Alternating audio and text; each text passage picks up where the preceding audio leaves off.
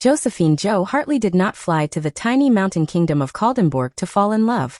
She flew there to bake a wedding cake, collect a paycheck, and go home to her half-dead apartment plants.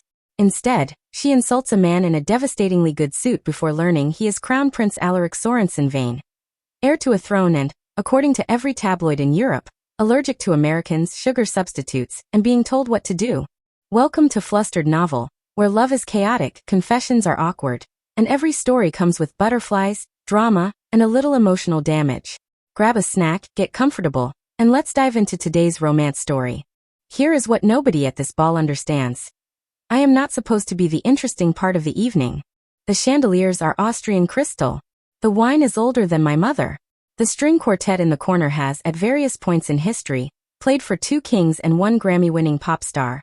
And yet every single person in this ballroom keeps sneaking looks at me like I'm the exhibit, and not the woman who iced 400 sugar violets onto a cake at 2 in the morning 3 nights ago. It's not me they're looking at, exactly. It's him. Prince Alaric Sorensen-Vane, heir to the throne of Caldenbourg. A man People magazine once described as having a resting face like a marble bust that's judging you, is standing across the room in a black jacket that fits him like a personal insult. And he is looking at me the way other men look at their football scores. Like I am information he cannot stop absorbing. His aunt, Duchess Constance, who has hated me with real commitment since the day I arrived, leaned over to her sister an hour ago and said, not quietly enough, he looks at that girl like she personally invented happiness. She meant it as an accusation. I'm choosing to take it as a professional achievement. 6 weeks ago, this man's staff had a betting pool on how fast he'd have me deported. 6 weeks ago, I called him a glorified valet with a chip on his shoulder, to his face, in front of his mother's portrait, before I knew who he was. 6 weeks ago, if you had told me that Prince Alaric would one day cross a ballroom full of duchesses just to steal a piece of cake off my plate, and eat it 2 inches from my face like it was a dare, I would have laughed so hard I'd have needed a paper bag. But you didn't tell me that 6 weeks ago. Nobody could have. Not even me, and I'm the one who was there for every ridiculous, buttercream-covered, humiliating minute of it. So before I tell you how tonight ends, and it ends well, I promise, I wouldn't do that to you. I have to tell you how it started. It started with a cake, a suit, and me calling a future king an idiot. Buckle up. I had been in Caldenbourg for exactly 40 minutes when I ruined my first suit. Not my suit. I don't own a suit. I own 3 chef's coats, a cardigan with a hole in the elbow that I refused to retire for sentimental reasons, and a single black dress I keep for funerals and, apparently, now international incidents.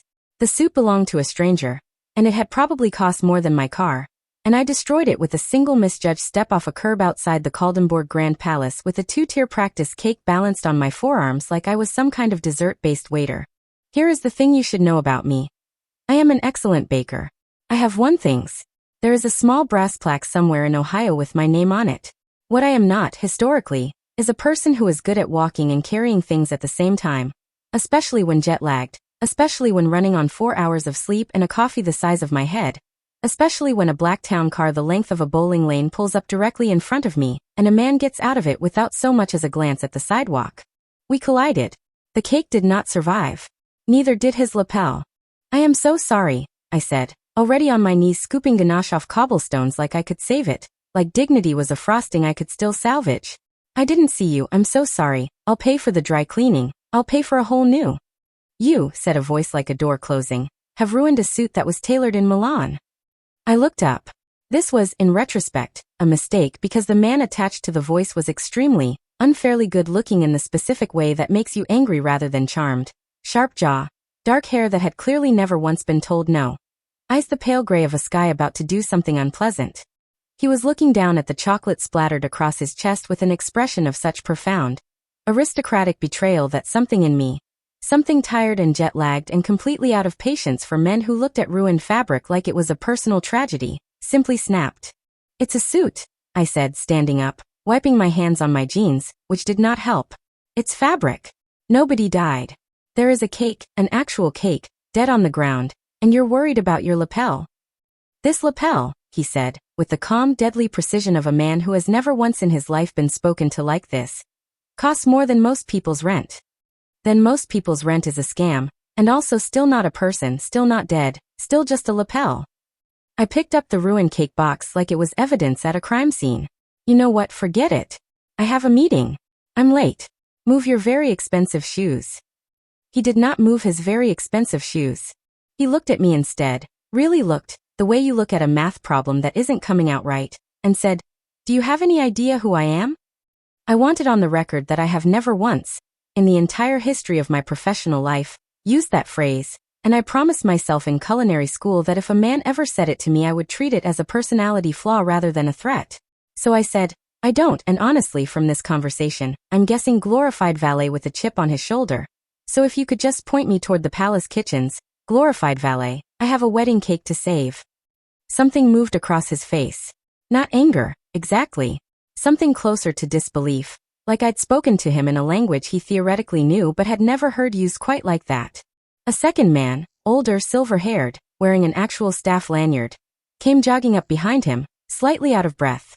"Your Royal Highness, the Duchess is asking." He stopped. Looked at me. Looked at the cake wreckage. Looked at the chocolate on the prince's chest. His face did something complicated. "Your Royal Highness, I would love to tell you I processed this information with grace. I would love to tell you I apologized beautifully, that I curtsied, that I said something clever and diplomatic that smoothed the whole thing over. What actually happened is that I said, 'Oh, you have got to be kidding me,' picked up my ruined cake box, and walked directly into a fountain. It was a small fountain, ornamental, ankle deep, but it was unmistakably a fountain, and I was unmistakably standing in it, in front of the Crown Prince of Caldenbourg, holding a box of dead cake, on my first day in the country. He looked at me for a long moment. Water dripped off my sneakers. Chocolate dripped off his lapel. "Welcome to Caldenbourg, Ms. Hartley," I said from the fountain with what dignity I had remaining, which was none. "Yo Hartley. I'm the backup pastry chef for your cousin's wedding." "Backup," he repeated, like the word personally offended him too. "For now," I said, and climbed out of the fountain and did not look back, and told myself very firmly that this would never, under any circumstances, come up again. Narrator. It came up again immediately and often, for the rest of my life. The palace kitchens were the size of my entire apartment building, all copper pans and marble counters and a walk-in freezer, I'm fairly sure could survive a nuclear event. And I found out who I'd insulted exactly 9 minutes after I found them. "You did what to whom?" said Marta, the head pastry chef, a broad, no-nonsense Caldenburgian woman who had flown my boss Diane and me over specifically because Diane's mother-in-law had a wedding 3 months out with a very demanding client and Diane's ankle had a very inconvenient staircase accident 2 days before the flight. Marta had a rolling pin in one hand, and an expression that suggested she was reconsidering every decision that had led to this moment. "I didn't know it was him," I said for the 4th time, wringing water out of my sock into the industrial sink like that was a normal, professional thing to do. "He got out of a car directly in front of me. Nobody warns you about that. There should be a sign. Caution, Prince crossing." "There is a sign," said a younger chef named Priya, not looking up from her piping bag. "It's called the news. He's been on every magazine cover in Europe since he was 19. You didn't recognize Prince Alaric Sorensen-Vane." "I don't read magazines, I read recipe blogs," I said. "Is this going to get me sent home? Because I will be honest with you at this point, that almost sounds relaxing." Marta sighed the sigh of a woman who had clearly worked in this kitchen long enough to have opinions about the royal family that she was too smart to say out loud. "He won't send you home. He'll be furious, he'll say something cold and correct and infuriating, and then he'll ignore you for 6 weeks, because that is what His Royal Highness does. He is extremely good at ignoring things that annoy him. It's practically a hobby." "Great," I said. "Love that for me." "Also," Priya added, deeply unhelpfully, "there's a pool." "A what?" "A betting pool. Among the staff. On how long it takes newcomers to make him actually react to something, instead of doing the eyebrow thing and walking away." She held up one finger without breaking piping rhythm. "You made him talk for a full minute, and ruined a Milan suit on day 1. I put 20 on you lasting the week." "I am not a betting pool," I said. "I'm a professional. I'm here to make one cake. One extremely large, extremely important cake for a wedding I will not personally be attending, and then I am going home to my apartment and my ficus, who is probably also dying statistically as we speak." This, it turned out, was not going to be that simple for 2 reasons. The first reason arrived 20 minutes later in the form of a palace steward with a clipboard, informing me that Diane's ankle situation had, per her doctor, just been upgraded from sprain to do not fly for 8 weeks, which meant that I, Joe Hartley, backup pastry chef, fountain enthusiast, ruiner of Milan suits, was now the lead. Not backup. Lead. Responsible for the entire 6-tier wedding cake for the marriage of Princess Sophia Vane Larsen, the prince's cousin, to a Belgian shipping heir, in front of 400 guests including at least 3 actual monarchs. The second reason arrived the next morning at 8 a.m. sharp, in the form of the prince himself, standing in the kitchen doorway in a different suit, looking at me over a folder like I was a fire he'd been asked to personally extinguish. "Miss Hartley," he said, "it appears we'll be working together." "Oh no," I said with real feeling. "My sentiments precisely," he said, and set the folder down on the counter with the crisp, controlled violence of a man closing a door very quietly because he wants to slam it. The wedding committee requires a member of the family to approve all vendor decisions personally, following an incident 2 years ago involving my cousin's first fiancé and a caterer with, and I quote the official report, insufficiently royal shrimp. As the only committee member currently in the country, that responsibility falls to me. Which means, Miss Hartley, that for the next 6 weeks, I will be tasting your cake, reviewing your designs, and signing off on every decision you make. I looked at him. He looked at me. Somewhere behind me, I heard Priya very quietly, very audibly whisper, 40 on the second day, to Marta, who did not disagree. "Fantastic," I said. "I can't wait." "Neither can I," he said, in the tone of a man who very much could. We shook hands, briefly, professionally, and I want it noted for the record that nothing happened. No spark. No moment. Just 2 people who had decided, independently and with great conviction, to hate each other for the foreseeable future, which felt, at the time, like an extremely stable and reasonable plan. Here is what 6 weeks of working together actually looked like, in practice. I would spend 3 days developing a flavor. He would taste it, make a face like I'd personally offended his ancestors, and say something like, "This tastes of ambition and very little else." And I would have to stand there, professionally, and not throw a spatula at a future head of state. "It's lavender honey," I said on day 4, watching him examine a forkful of cake like it might be evidence in a trial. "It's a classic pairing. It's elegant. It's assertive," he said. "This cake wants something from me. It wants you to eat it and say something nice, which historically seems to be a skill you're missing." He looked up at that. Actually looked up, fork still in hand, with the particular expression he got when I said something he hadn't braced for. It was becoming, I noticed with some alarm, one of my favorite things to cause. "I have said nice things," he said. "I said the rosewater one was not offensive." "That's not a compliment, that's a police statement." "It's the highest praise I give lightly," he said, and there, right there, was the corner of his mouth, twitching, fighting something. He caught it, smoothed it flat, wrote something on his clipboard instead. "The lavender is rejected. Try again." I wanted to scream. I wanted to also, and this was the alarming part, laugh because underneath the ice water formality there was something almost. I refused to finish that thought. I labeled it professional frustration and moved on. This became the shape of our days. I would bring a flavor. He would find something wrong with it in the driest possible language, and I would fire back, and somewhere in the middle of the sparring there would be a flicker, a twitch of his mouth, a beat too long of eye contact, a moment where I forgot to be annoyed because I was too busy noticing the way he actually listened, closely, like my opinions were data worth having, even while he was disagreeing with every single one of them. The staff had opinions about this. Loud ones, mostly whispered, mostly in the walk-in freezer where they thought I couldn't hear. 50 says she cries by next week, said a footman named Declan, stacking trays. 100 says he cries first, said Priya, and got shushed by Marta, who nonetheless did not disagree. I found out about the actual betting pool total on day 9, when a very young, very earnest kitchen assistant named Fenna slid a printed spreadsheet across the counter to me, by accident, and then fled the room. There were categories. There was a tab for first argument that isn't about cake. There was alarmingly a tab for kiss, with odds so long they were practically an insult. You've seen it then, Marta said, not looking up from her dough. There's a whole column, I said. There's a column for. Nobody's won that one yet, she said. Nobody's come close. He doesn't do that. Hasn't in years. Something in her voice made me look up. Doesn't do what? Marta was quiet for a second, rolling out pastry with more focus than pastry strictly required. Look at anyone the way he started looking at you, she said finally. Like he's forgotten to be careful. He looks at me like I've personally set fire to his schedule. Said Marta, in the tone of a woman who had worked in this palace for 22 years and had seen exactly this expression, on exactly this face, exactly once before, a long time ago, and did not feel like explaining that yet. Try the citrus and thyme next. He likes things that surprise him. He just won't say so. I did not, at the time, think anything of that comment.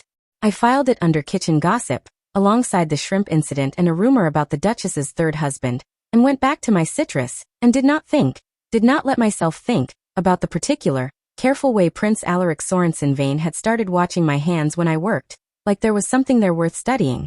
I found the recipe box by accident, which is the only way I ever find anything important. It was week 2 past midnight, and I'd let myself into the smaller of the 2 palace kitchens to test a batch of spiced pear filling that had been haunting me since dinner, because apparently royal jet lag translates directly into terrible sleep and 1 a.m. baking sessions. I did not expect company. I especially did not expect Prince Alaric, in a soft gray sweater that made him look about 8 years less like a marble bust and 8 years more like an actual human being, sitting at the small staff table with an old wooden box open in front of him, looking at a handwritten card like it might disappear if he blinked. "I'll go," I said immediately, already backing toward the door. "You don't have to." He didn't look up. There was something in his voice I hadn't heard before. Not the clipped, correct tone he used with committees and clipboards, but something rougher, unpolished at the edges. "It's a public kitchen. Technically doesn't usually stop you from looking like I've personally violated a treaty." That got the ghost of a smile, there and gone. "This was my mother's," he said, and turned the box slightly so I could see the faded gold script on the lid, E.SV. She used to bake on Sunday mornings. Badly. Spectacularly badly. She once set off every smoke alarm in the East Wing trying to make a soufflé, and my father had to explain to the Belgian ambassador why the fire brigade was in the ballroom. I came closer, against every instinct of professional self-preservation. "What happened to her?" "She died when I was 14.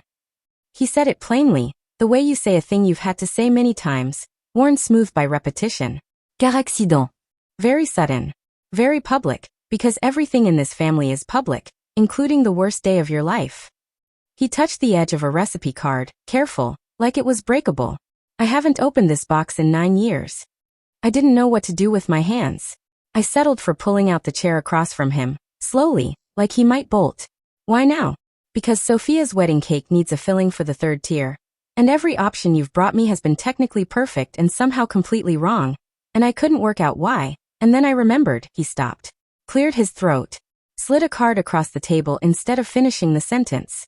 The recipe was for a burnt honey and fig cake, handwritten in looping, confident script with little notes crammed in the margins. "More salt than feels right," one said.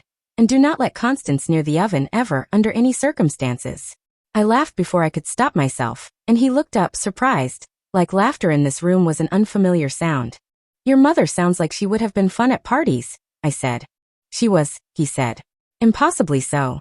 My father used to say she made the whole palace feel like a house instead of an institution." He looked at the box for a long moment. "I've spent 9 years being very careful not to be like her. Turns out being careful is exhausting."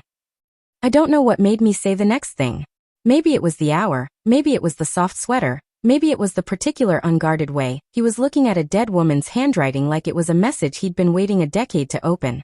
"For what it's worth," I said, "the version of you that ruins a suit yelling at a jet-lagged American in a fountain is a lot more fun than the version that signs off on flavor profiles like he's reviewing a treaty."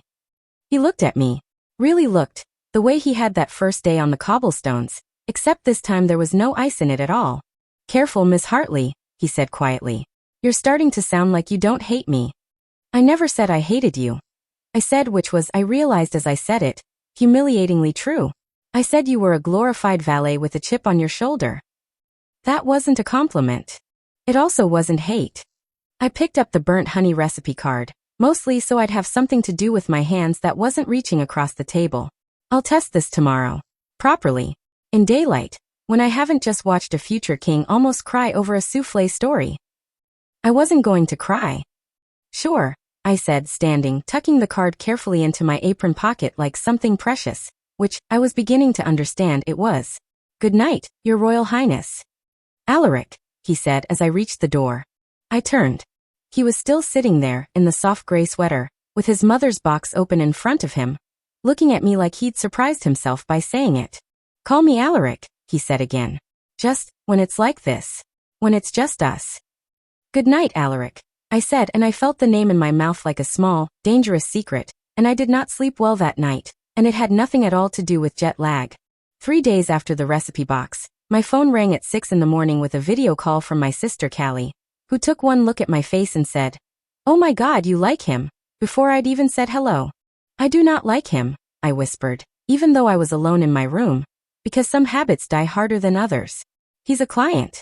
He's a prince. He's a client who is a prince. There's a whole betting pool about how fast I'll get deported. Cal, this is not a romance, this is a workplace hazard. You've been in that country for 18 days and you're already talking like a royal correspondent," Callie said. "A workplace hazard. Yo, Josephine. You called me at midnight 2 nights ago to tell me about a burnt honey cake recipe, and you cried a little. You don't cry about cake." "It was a very moving cake," I said with dignity, and hung up on her, which she took correctly as a confession. I bring this up because it's important context for what happened 4 days later, at the palace's midsummer garden reception, which I was technically not invited to but had been dragged into by Marta, so I could personally deliver a display cake to the terrace, and which is where I met Duchess Constance for the first time in a setting where she had an audience. "So you're the American," she said, looking at me the way you'd look at a stain on good carpet. She was tall, silver-haired, dressed in something the color of a threat, and she had clearly been waiting for this specific introduction. The one who ruined Alaric's Milan suit and then, I'm told, fell into the Triton fountain. "Walked," I said. "I walked into the fountain. With purpose." A few of the guests near us laughed, which did not help my case with the Duchess, whose expression cooled several more degrees. "How charming," she said, in a tone that meant the opposite. "Tell me, dear, is it customary in America to address royalty as glorified valets? I only ask because the story has become something of a favorite below stairs." My face went hot. Behind the Duchess, I could see Alaric across the terrace, deep in conversation with an ambassador, unaware, and some petty, tired part of me was almost grateful he wasn't there to watch this.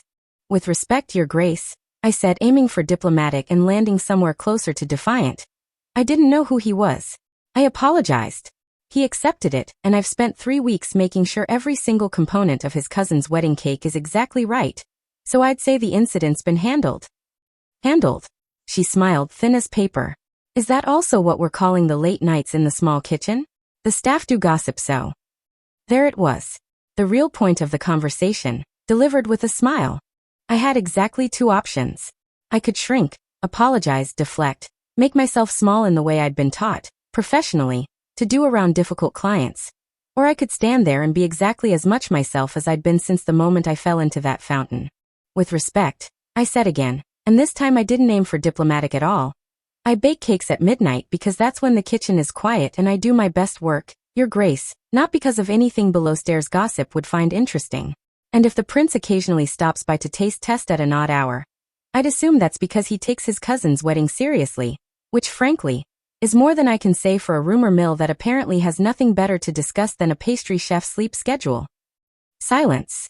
Actual ringing silence, the kind that makes a garden reception feel very small very fast. Somewhere to my left, I heard someone choke on a canopy. Then from behind me, "Aunt Constance, I see you've met Miss Hartley." "Alaric." Of course. Arriving at exactly the worst, or possibly the best, moment, expression unreadable, standing close enough beside me that it registered, distinctly, as a choice.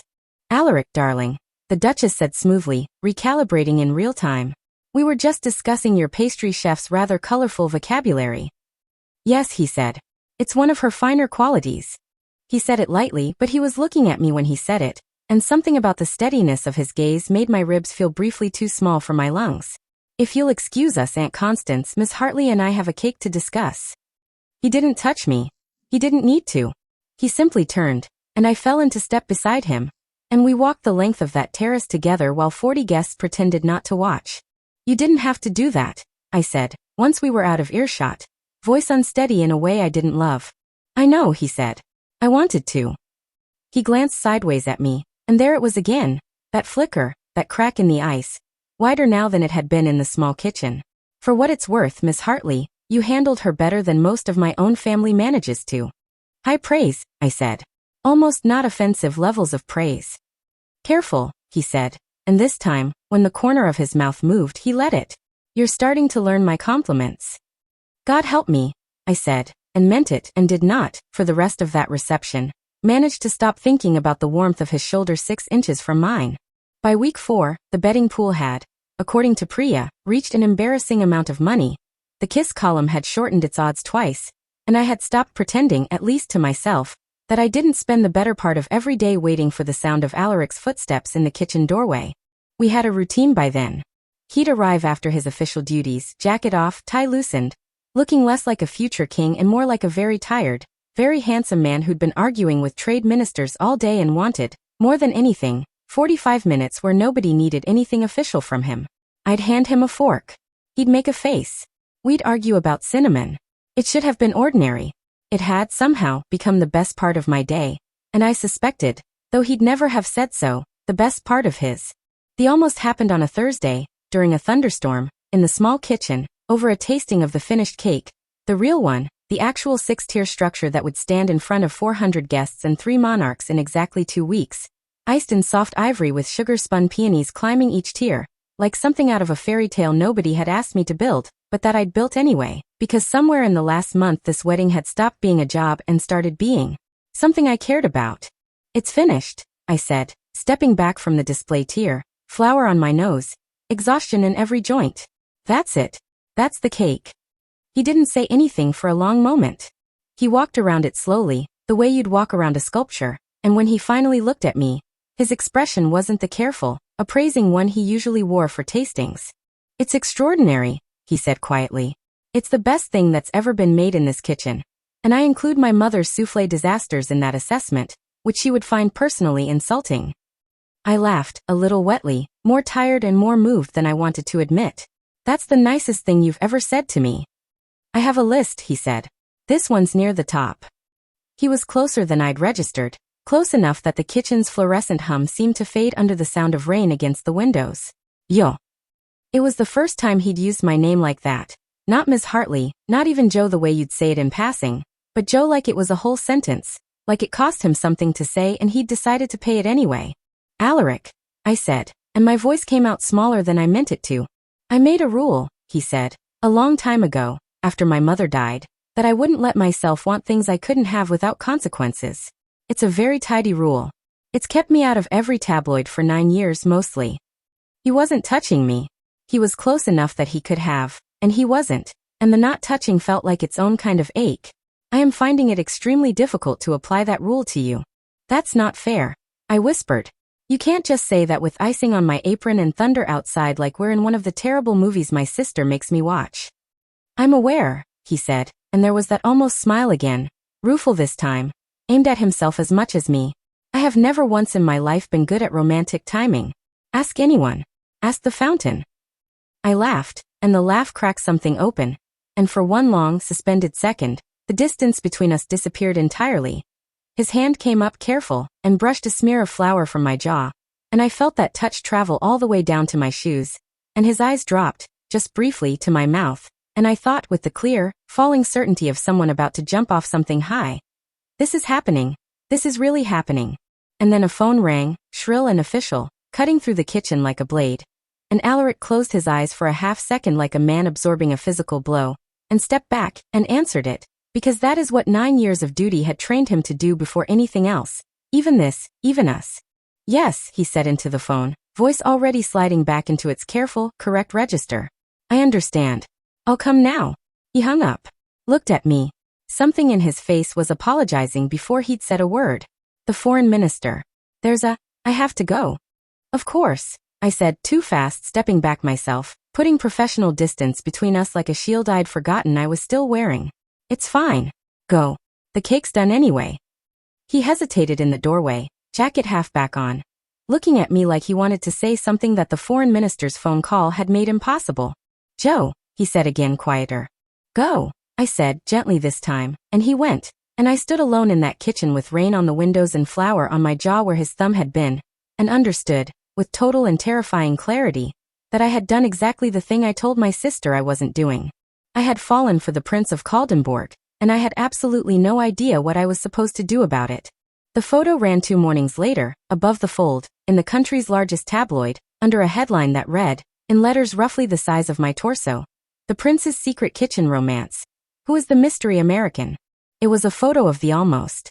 Someone, a delivery driver, it turned out later, with a phone and terrible timing and worse intentions, had caught the moment through the kitchen's ground floor window. Alaric's hand at my jaw, my face tipped up toward his, both of us lit gold by the overhead lamps, looking, out of context, exactly as intimate as it had actually felt. I found out about it from Priya, who burst into my room at 7 a.m. with her phone already open, face pale. "You need to see this before you go downstairs," she said. And by the time I'd finished reading the article, which included, among other things, speculation about my modest background, a comparison to a previous, disastrous royal girlfriend, and a quote from an anonymous palace source, describing me as clearly out of her depth, my hands were shaking. Breakfast, when I forced myself down to it, was a minefield. Staff went quiet when I entered rooms. A junior footman actually took a photo of me on his phone before Marta cuffed him on the back of the head hard enough to make a sound. And Duchess Constance was waiting in the small dining room, newspaper folded precisely in front of her, expression unreadable, which was somehow worse than fury would have been. "Sit," she said. I sat, mostly out of shock. "You'll want coffee. You look dreadful." "I imagine I do," I said carefully.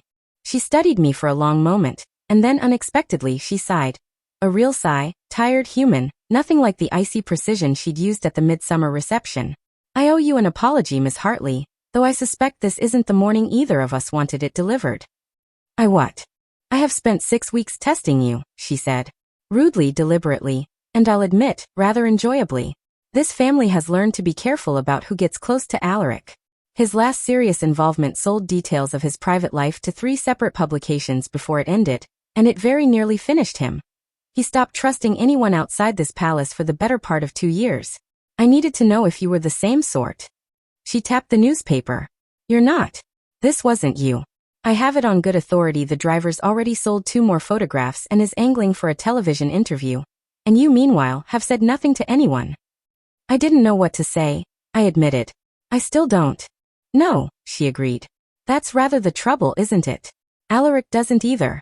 He's currently in a meeting with the palace communications office deciding how to manage this without, and I quote him directly, making Jo into a headline she never asked to be, which for what it's worth, is the most protective I've heard him sound about anyone since his mother died." She stood, gathering the newspaper. "For what it's worth, dear, I don't think you're out of your depth at all. I think you're the first person in 9 years who's made him forget to be careful, and this family has been quietly terrified of that happening again, and quietly hoping for it too." She left. I sat alone with cold coffee and a headline with my face, badly, blurrily photographed, under it, and I did not, for the first time since arriving in Caldenbourg, know what the right next move was. I found Alaric an hour later in the private study, staring at a laptop screen with the specific stillness of a man holding himself together through sheer will. "I'm pulling you off the wedding," he said before I'd even closed the door, not looking up. "Effective today. I've arranged a flight home for tomorrow morning, first class, and I'll ensure your firm is paid in full regardless." The floor seemed to tilt. "You're firing me? I'm protecting you." Now he looked up, and his face was doing something I hadn't seen before. Not the ice, not the careful correctness, but something raw and unguarded and furious, mostly at himself. "Do you understand what happens now, Jo? Every paper in Europe is going to dig into your life. Your family. Your business. They'll follow you home. They followed They followed the last person who got close to me for 2 years, until there was nothing private left. I watched it happen once. I am not watching it happen to you because I couldn't keep my hands to myself in a kitchen. You don't get to decide that for me," I said, and my voice was shaking now, and not from fear. "You don't get to make me disappear because you're scared. I have spent 6 weeks getting insulted, thrown betting odds, freezing in fountains, and falling in love with an infuriating, overprotective, occasionally very sweet idiot in a very good suit. And you do not get to end that with a plane ticket, Alaric, because you decided unilaterally that it's safer for me if you just remove yourself." Silence. He was staring at me like I'd hit him. "You're in love with me," he said very quietly, like he was testing the shape of the words. "That's what you took from that entire speech," I said, half laughing, half furious, entirely undone. "Yes. Apparently. Against my own better judgment and every piece of professional advice I've ever given myself. Yes, I am in love with you, and I would like, at minimum, the dignity of being consulted before you decide to protect me by breaking my heart and putting me on a plane." "I was trying," he said, voice cracking slightly on the word. Not to be the reason it happened again. Then don't send me away, I said. Fight for it instead. Or don't. But don't you dare pretend that shipping me home is anything other than the easy way out dressed up as noble. I left him standing there, laptop open, headline glowing, and I went back to my room and I cried properly, for the first time in 6 weeks, and I did not know, when I fell asleep that night, whether I'd be on that plane in the morning or not. I was not on the plane in the morning. I know this because at 6 a.m., before my alarm, before the car that had allegedly been arranged to take me to the airport, there was a knock on my door, and it was Marta, in her dressing gown, holding a tray of coffee and an expression I couldn't read. He canceled the flight at 4 this morning, she said, setting the tray down like this was a perfectly normal thing to announce before sunrise. Told the communications office to stand down, told his aunt he'd handle the press himself, and has been in the small kitchen since, doing something with a very old recipe box and a great deal of flour. I'd go look if I were you. I've never seen him bake a single thing in the 9 years I've worked here. And he currently has burnt honey filling on his sleeve, and no idea what he's doing with a piping bag. I went down in my pajamas. I didn't care. He was exactly where she said he'd be, sleeves rolled up, his mother's recipe box open on the counter, flour dusted across the front of a shirt that had definitely never been tailored for kitchen work, attempting, with visible and complete incompetence, to pipe a rosette onto a small practice cake that looked less like a flower and more like a structural failure. You're terrible at this, I said from the doorway. He looked up, and something in his whole body seemed to unclench at the sight of me. Relief so plain it was almost embarrassing to witness. I am aware, he said. I've ruined 4 of these. I kept going because I thought if I could just get one rosette to look right, I could. He stopped. Set the piping bag down. Wiped his hands, badly, on a towel, leaving flour everywhere. I've spent the whole night thinking about what you said. About the easy way out. Alaric. Let me finish, please, before I lose my nerve, which historically happens quickly. He came around the counter, and I could see now that he hadn't slept at all, and that he'd clearly been crying at some point in the night, and that he did not, for once, seem to care that I could see it. My mother used to say that the whole point of this family, of this palace, of everything we're meant to represent, is that it's supposed to be a home before it's an institution, and I spent 9 years since she died forgetting that, building walls instead, because walls don't get hurt and walls don't get photographed through kitchen windows. And then you fell into a fountain, and insulted my lapel, and completely dismantled 9 years of very careful architecture in 6 weeks. And I have never in my life been more furious about anything or more grateful for it. Alaric, I said again, softer this time, because my throat had gone tight. I'm not sending you home, he said. I called the communications office back at 5 and told them we're doing this properly.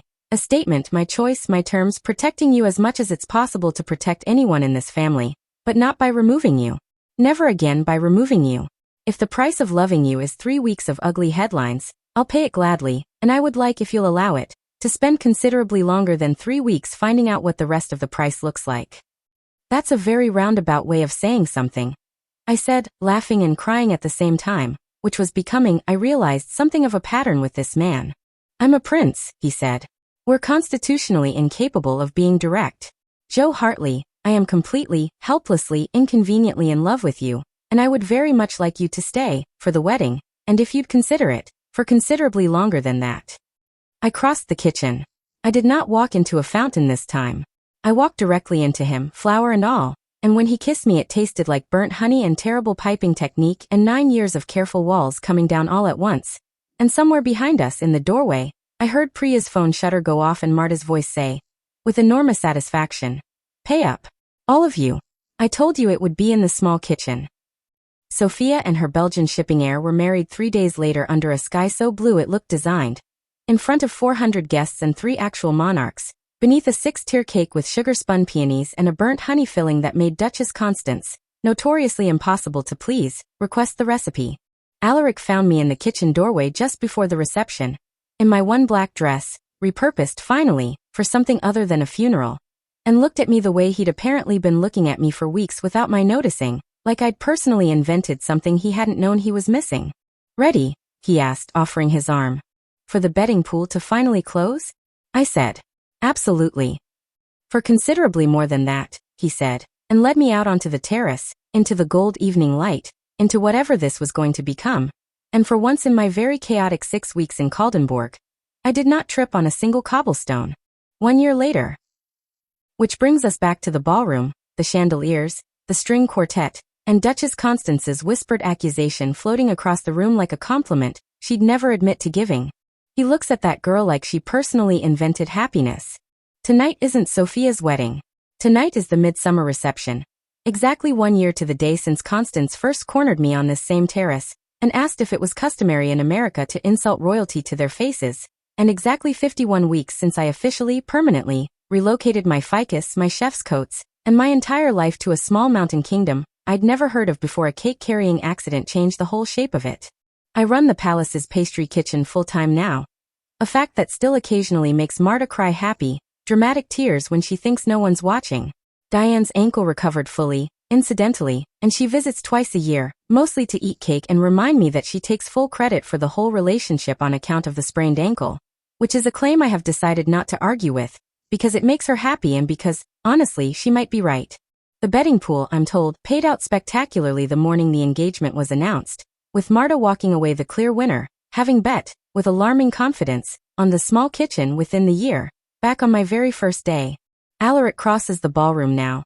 The way he did that first night after everything came out in the open, cutting straight through a cluster of very important diplomats without so much as an apologetic glance, because some habits, thankfully, never really change.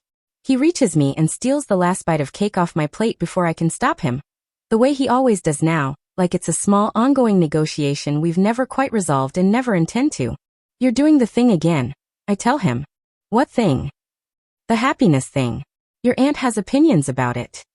My aunt, he says, licking buttercream off his thumb with a complete absence of royal decorum, has opinions about everything. It's practically her hobby. He looks at me properly then, the way he has been for a year now, unguarded, unhurried, entirely without the ice that used to be his whole personality on the day we met. Marry me, he says, like it's an afterthought, like we haven't already discussed it a dozen times in the dark, like the ring isn't already sitting in the pocket of a jacket I definitely, this time, did not ruin. You're supposed to get down on one knee, I say. There are rules about this. I've never once followed the rules where you're concerned, he says, and gets down on one knee anyway, right there on the ballroom floor, in front of 3 actual monarchs and a string quartet that visibly falters mid-song, and asks me properly, and I say yes before he's even finished the sentence, because I have known the answer since a rainy Thursday in a small kitchen with flour on my jaw and burnt honey on the air. So if you ever find yourself in the tiny mountain kingdom of Caldenbourg, and I recommend it, genuinely, the mountains are absurd and the pastry is better than anything you'll find anywhere else, though I may be biased, and you happen to pass a palace kitchen at an odd hour, and hear 2 people arguing cheerfully about cinnamon, that's us. That's still us. The prince was supposed to hate me. I'm endlessly, ridiculously glad he was terrible at following instructions. Thanks for spending time with Flustered Novel. If this story made you laugh, blush, or scream at the characters, don't forget to like, subscribe, comment, and come back for more chaotic romance stories. See you in the next novel.